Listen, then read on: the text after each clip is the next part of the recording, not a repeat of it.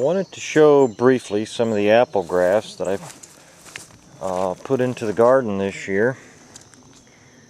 Some of these were grafted on last year's rootstocks that I had growing here, MM111, and some were grafted on the rootstocks that I bought this spring and put into the garden and immediately grafted on. These are a couple of the 111s. This is a golden russet. This tree is about 3 feet tall. It was cleft grafted right here. I don't know if I can show the healing.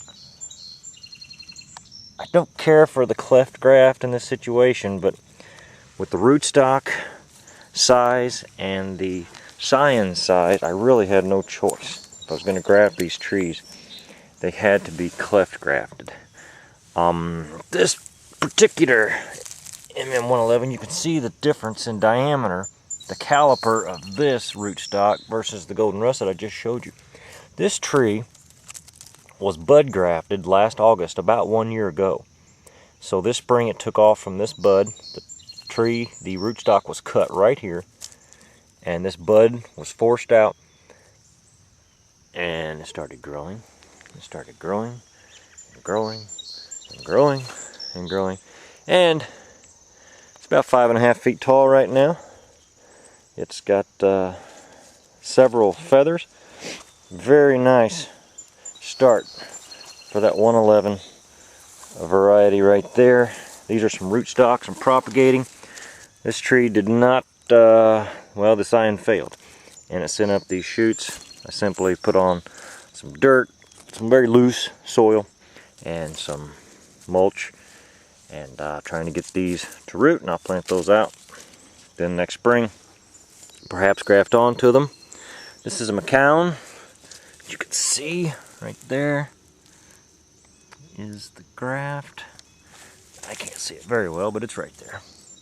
McCown's grown about, again, 3.5, 4 feet. It's made some nice growth. What I did do was come in here and tip all of these on the top. I just did this last week because I didn't want just straight whips. And if I could get, it's really late in the year to do this. It's August 11 today, but I wanted to force out some of these side shoots, and you can see some starting out. Now these were probably starting before I ever tipped it, but the others I'm hoping to get that effect, so I can have some feathers when I plant these out. Now here we start into some of the rootstocks that I bought this year. I bought B9 and G30. Mostly B9, mostly dwarfing rootstocks. I wanted to try the G30s. I had some spots for some good semi-dwarf trees, and so I put in 5 of the G30s, immediately cleft grafted onto them. I'm happy to say 4 out of 5 have taken off. This one did not. It looks good, but this is rootstock growth right here. You can see this is the scionwood that failed, and I'll probably bud graft onto this, maybe even later today if I get a chance. This is the cleft graft. This is a Sun Fuji, and these have made pretty nice growth. Snow Sweet right here. Again, we're getting that 3-foot range right there. Another G30 with Fireside. Maybe 2.5 foot there. And Snow Famous, if that's how you pronounce that, I don't know. Nice little tree right here. This will come off. These feathers certainly will stay. I tipped it, and hopefully we'll get some more feathers up here before the end of the growing season. And anytime you have new growth, at least this year, you will battle this. These trees are ready for a few sprays. It's been a while since I've sprayed, but now it's interesting to note that as I start the B9s, you will see fail, fail, fail, fail, fail. A take. This is a Jalamak, a take. But fail, fail. Not only failed, but dead. Completely dead. There was growth that came up from these buds early on that I pinched off trying to force out the scion. It became apparent the scion wasn't going to grow, and I just never got any more growth came back out of them.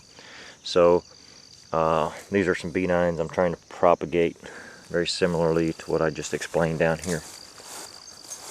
So it's worth noting that the B9s are not nearly as hardy as the G30s in this particular situation, and it would stand to reason.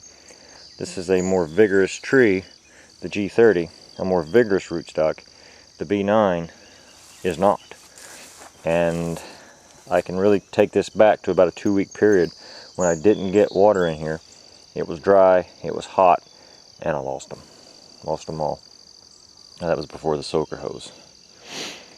So I didn't lose them all, of course. I've got the John O'Mac, and I've got a few on the other side. Some pecans coming up. I planted those from seed. Ah, here's another one right here. Now look, this was planted back in April. It has just now germinated. Isn't that something? Pecan tree I picked up at a local box. You don't find those there very often, so I had to have it. Okay, here's some more B9 rootstocks that I will bud graft onto. These I never grafted this year. Right here, these were never grafted. I just left them go to bud graft onto here this August. Down there at the end, same situation. This one was grafted. You can see red free. There's the cleft graft. You can see that one. Pretty nice. Now, these B9s have not made the growth that the G30s have made. They are healthy. They are alive. But they are not as strong as the G30s. And again, that just stands to reason. Here's a sweet 16. And another graft union there. Dayton. And last but not least, Empire. When you graft enough trees, you completely lose track of who's who and what's what. And you can see basically every other one is dead. Which is unfortunate. Okay, we've got a few more MM111s down here. This tree was grafted on video. You can go back and look at that. This is the wealthy tree. There is the graft union. The cleft graft. You can see how that's healing. It's made good growth. It's about 3.5, 4 foot. Again, it was pinched. I'm trying to get a few more of these feathers out here. Here's Spygold. And there is the cleft graft and the Spygold. MM111. Again, you can see the difference in size between these. And of course, the tree that was bud grafted last year stands over all of them.